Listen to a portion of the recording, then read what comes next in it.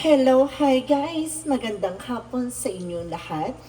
This is Jean Rodriguez from my Sagari channel, a faith healer o Zumata reader. So ngayong hapon at tatingin natin ang sabihin sa iyo ng ating mga gabay. So this is a weekly gabay for the month of March 15 hanggang March 21 for the sign of Aquarius. So Aquarius, welcome to my channel.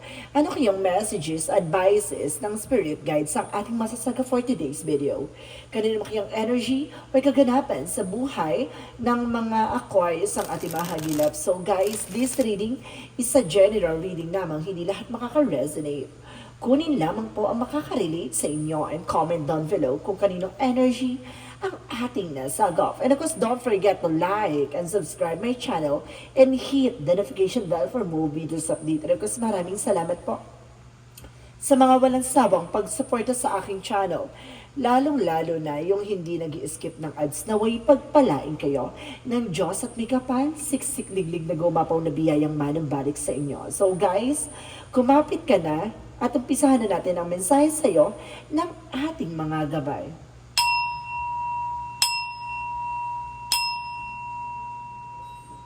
Angel Spirit Messages, give me an information. Ano kayang gusto sabihin sa iyo ng ating mga baraha? Angel Spirit, let's give information for the sign of Aquarius. So there's a Knight of Swords. So there's an anxiety, sleepless nights, or stress. So parang lakas ang energy dito na parang ang bigat-bigat ng dinadala mo ngayon. So let's see it. Additional messages. And of course, there's a Nine of Cups. Wow! Ang ganda na combination. Kasi, kumbaga, there's a balance eh. Kumbaga, pagkatapos ng stress, mayroong biglang fulfillment. So, maaaring magbigay ito ng katuparan sa iniisip or pinanghuhugutan mo ng bigat ng nararamdaman mo. Maaaring, kumbaga, or either parang nakabigla ko nakasensa parang lungkot later and happy later, parang ganon. Ay, lungkot now, happy later. Parang ganon ang sinabi dito na kailangan mong magkakaroon ka ng bagong eksena dito na parang biglang ship out, no? Diba? Kumbaga nakita mo yan, guys, no? Nakita mo yan. Parang lungkutan dito, bilang pak, diba? Fresh. No? Kumbaga biglang aliwalas. So, ibig sabihin, magiging maganda na ang takbo ng eksena mo ngayon. And of course, there is the Five of Pentacles. So mag-ingat ka lang baka makaranas ka ng financial crisis, na be aware no, sa mga gagawin mong actions. Pagkakagastusan mo, or pag-iinvestan mo, or something na be aware. So let's see additional messages. So there's a judgment for a wake-up call or inner calling. So maaaring may paalala sa iyo ang ating divine. No? You need to be aware sa mga bagay na nangyari sa iyo, even sa pagdating sa finances, love life, and so on. Be aware because there is the King of Pentacles, so security. So dapat marunong ka maging secure sa pinaghirapan mo or secure sa kung ano man ang meron ka, even your territory. So let's see. So there's the Ten of Pentacles. So there's a long-term success and long-term investment. So may pangmatagalan dito. At the end of the time, kung bibigyan ka ng masagana dito, pero kailangan mo muna siguro pagdaanan yung mga bagay-bagay na kailangan mo pang matutunan. So let's see, what is the Knight of Swords? The Knight of Swords, ano itong represent the Knight of Swords na to? So there's the Hangman, you're feeling stuck, no? Kumbaga kaya hindi, kaya siguro dahil, dahil nag-iisip ka pa, nai-stress ka, nag-overthink ka, no? Kaya siguro paminsan-minsan nagbibigay ito ng something delays or cancellation. Ito yung kailangan mo baguhin yung mindset mo or perspective mo or something beliefs mo. So let's see what is the Knight of Cups. The Knight of Cups represent what? So there's a Three of Pentacles, collaboration, teamwork, no? Kumbaga kung gusto mo magkaroon ng katuparan sa mga pangarap mo, ngayon pala umpisa mo namang makipag-ugnay, makipag-collaborate, no? With your person, with your loved ones, etc. And of course, with your family-related or friends, no? Kumbaga unti-unti na matutupad yan, pero kailangan there's a unity, no? And because there's a Queen of Cups, magkakaroon ka na ng healing and recovery for finances. Wow! So ito na nga, no? Makaka-recover ka na. So, ibig sabihin, mag-ingat ka lang kasi binakita ko sa lamin for reflection. Na baka yung mga gagawin mo magre-reflect sa'yo. So, ibig sabihin na mag-ingat ka, no? Sa mga bagay-bagay na gagawin mo. For a judgment, what is the judgment? No? Why is the judgment is here? So there's a three of wands for waiting for a result or waiting for a shift. So parang paalala na marunong kang kumalma. No? Parang pinapaalala na marunong kang kumalma o marunong kang mag-antay. Patient. Perseverance. No? Kung kailangan mo magtiyaga or kailangan mo hintayin yung tamang resulta or tamang pagkakataon, no? Before you taking action. So let's see. What is the King of Pentacles? And of course, nire-represent the Emperor. Be mature enough in being grounded, no? Kailangan maging secure ka at maging, mature ka sa mga decision mo sa buhay. Even pagdating sa finances, maging kontrolado mo at maging kung ano yung mga bagay na kailangan, no? And there's a devil energy. And of course, the Ten of Pentacles is a long-term success and long-term investment. The devil is a something temptation or something abusive, no? Mag-ingat ka lang. Kasi there's an information na kumbaga baka magdala ito sa ng pangmatagal. Pero I think, let's see. Now, parang gusto ko pa ito i-clear out. Pero umpisa muna natin dito. So, let's see what is the Knight of Swords and the Hangman. What is the Knight of Swords and the Hangman? So, there's a Six of Cups. So, baka hindi ka pa makamove on. So, maaaring hindi ka pa makaalis sa nakaraan. There's an unfinished business rather, no? Parang you're feeling stuck and you're feeling alone or something na nagbibigay ng overthinking sa'yo. Pagdating sa career mo, okay naman. Pero suddenly, kumbaga, bigla ka kasing nakakaranas ng kalungkutan, no? Kumbaga, dahil din sa nakaraan. Or either, kumbaga, pag nararamdaman mo na parang nasa yun na eh. Kumbaga, nandun ka na sa trabaho, kumbaga, kumikita ka na. Pero technically, pagdating sa love life, biglang, di ba, bagsak ng emotion mo. Talagang, di ba, pati yung business or trabaho mo naapektuhan kasi parang may kulang eh. Parang nakakaranas ka ng kulang. So, let's see what is the Nine of Cups and the Three of Pentacles. So, there's the Seven of Pentacles. So, there's your harvest sign. At the end of the time, magka-harvest ka. And kasi sinasabi sa'yo dito, mag-focus ka sa ginagawa mo, mag-focus ka sa trabaho mo, no? Mag-commit ka. At the same time, there is a hierophant for the Queen of Cups and the Five of Pentacles.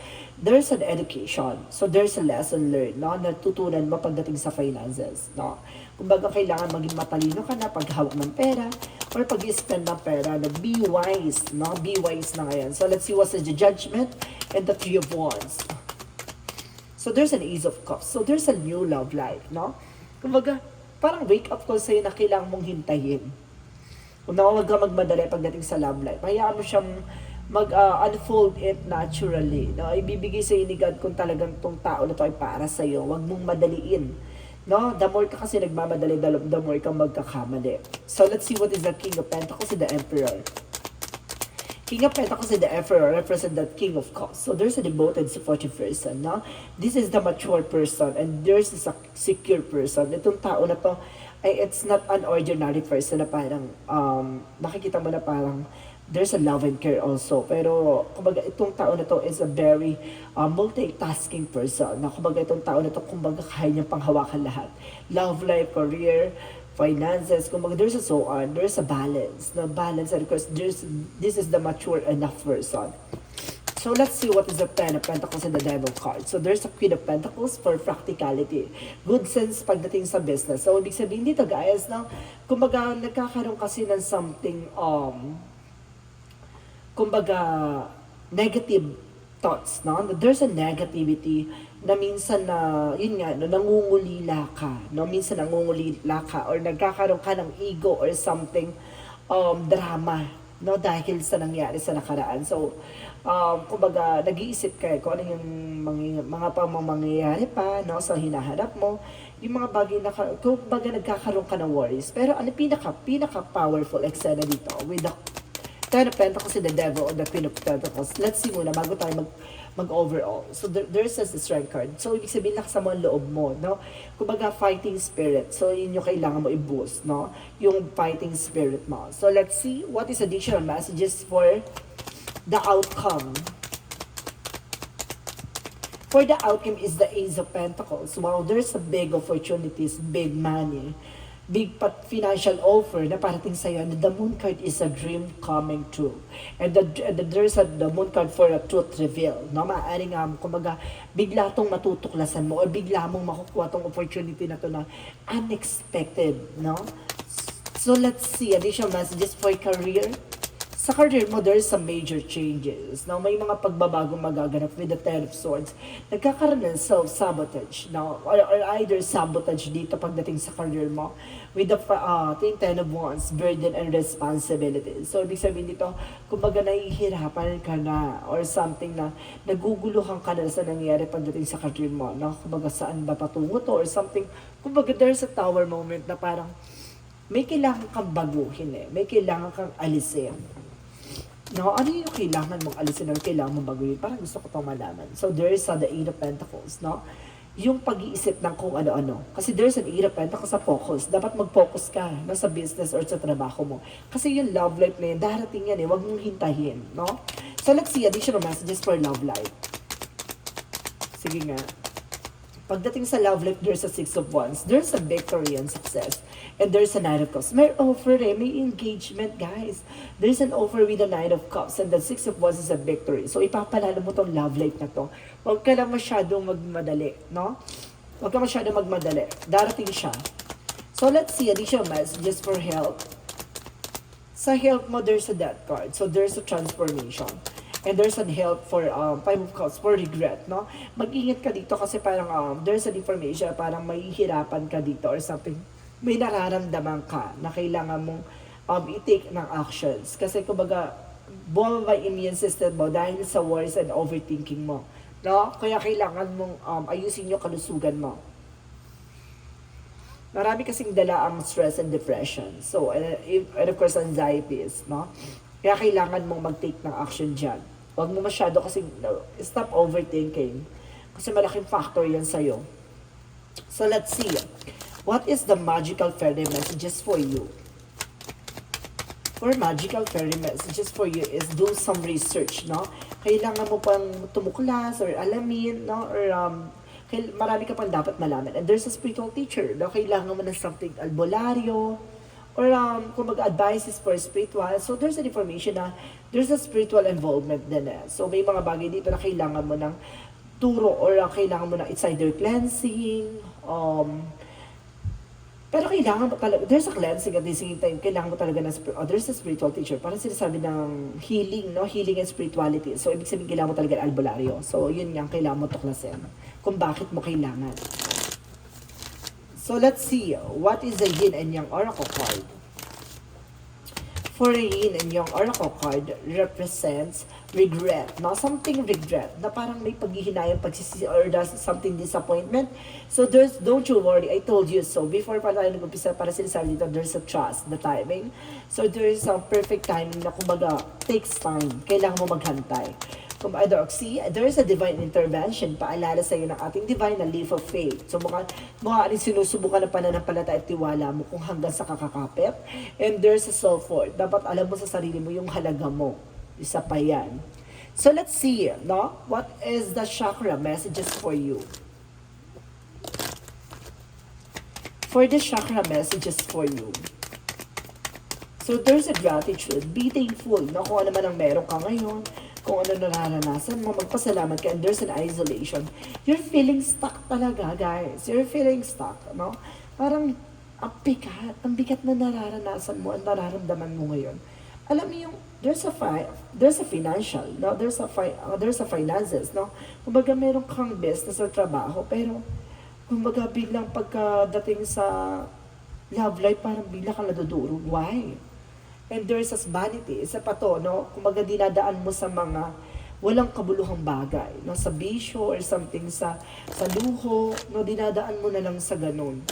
Or something sa gala, no?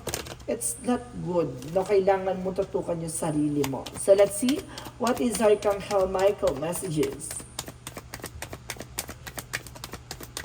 Forgive yourself, you done nothing wrong. Napatawarin mo yung sarili mo, wala kang ginawang mali.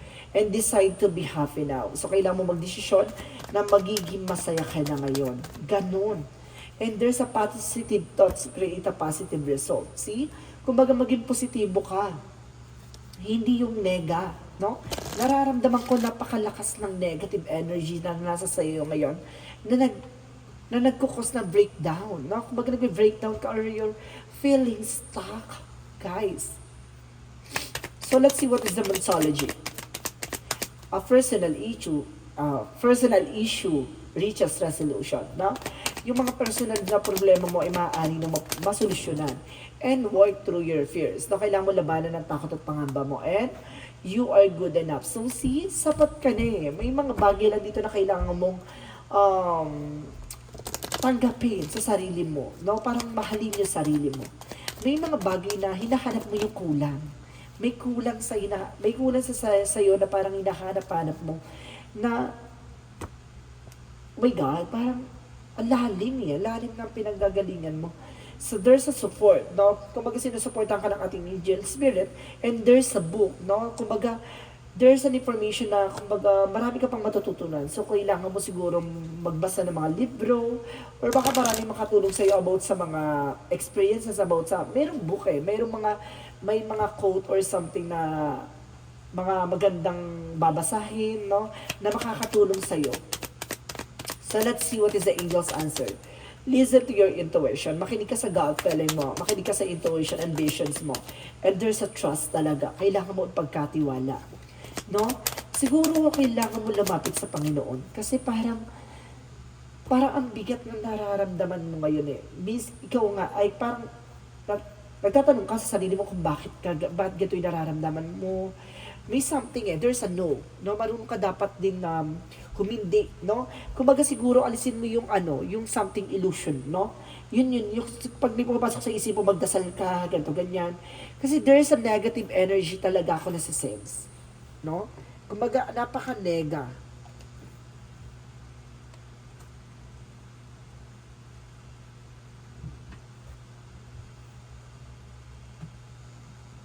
So let's see guys, no? What is additional messages for angel spirit, guys?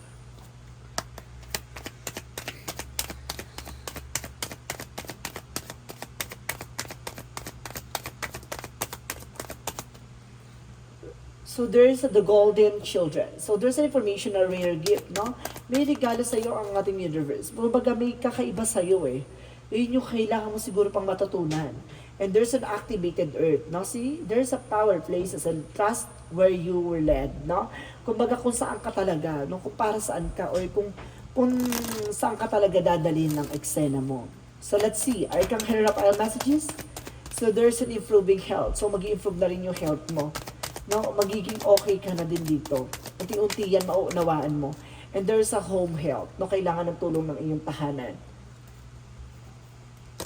So let's see additional messages for angel spirit.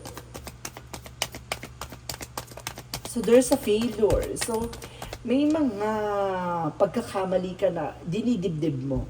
No, and there's an envy. Ito yung ego eh. Sinasabi kong ego. And there's a self-esteem. Nawawalan ka na ng kumpiyansa sa sarili mo. Parang ganun, yung kailangan mo i-voice, no? So, let's see, what is the energy? And there is a thinking man. So, if you are a man, nag-overthink ka. If you are women, so may mga bagay na tinitignan ka ng tao na to parang like a diamond. So, ibig sabihin, pahalaga mo ang sarili mo. And there's an adjacent possibilities. May mga pinto ang magsasara opportunity sa'yo. May mga magbubukas na oportunidad para sa'yo. Ganun yun. So, let's see. Additional messages for angel spirit guides.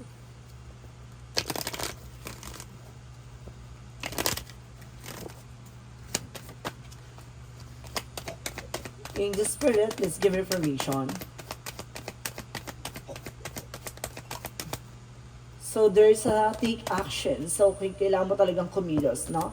Taking action. At the same time, there's a green for love. Now, there's a love can exist. And there's a divinity and for enlightenment. Magkakaroon ka ng kaliwanagan dito eh. Kung ano talaga yung pinanggagalingan mo. Mabibigyan ka ng kaliwanagan.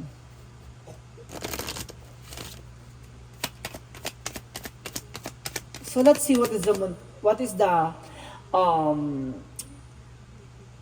angels messages for relationship.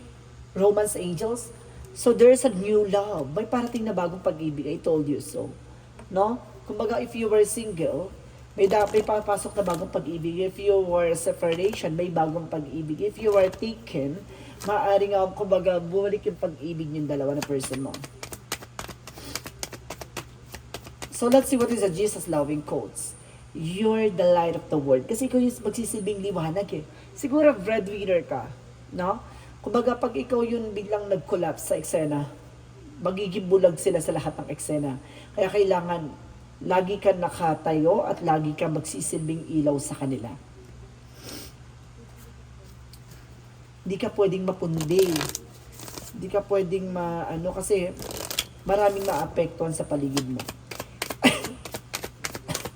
Excuse me. May goodness. The angel's number represent 30 ay imaginative. No? So, sinasabi dito, you are an original, innovative thinker and excellence. Your communication, you have a great talent for using creativity to convey your ideas, and your optimistic attitude has lifting effect to the others. So, malakas ang malakas ang epekto mo sa ibang tao, no? Mataas ang intuitions mo, mataas ang visions mo, no? So, let's see. What is the synchronicities?